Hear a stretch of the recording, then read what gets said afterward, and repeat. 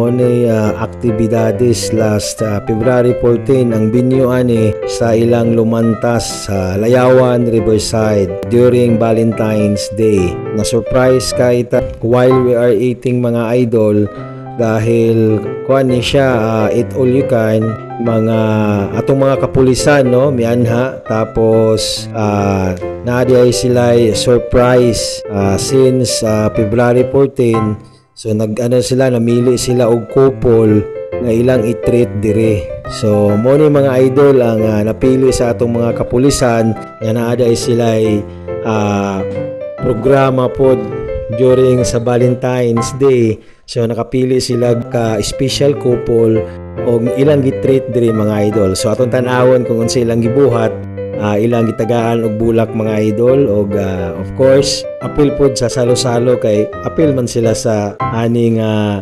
activities or aning occasion.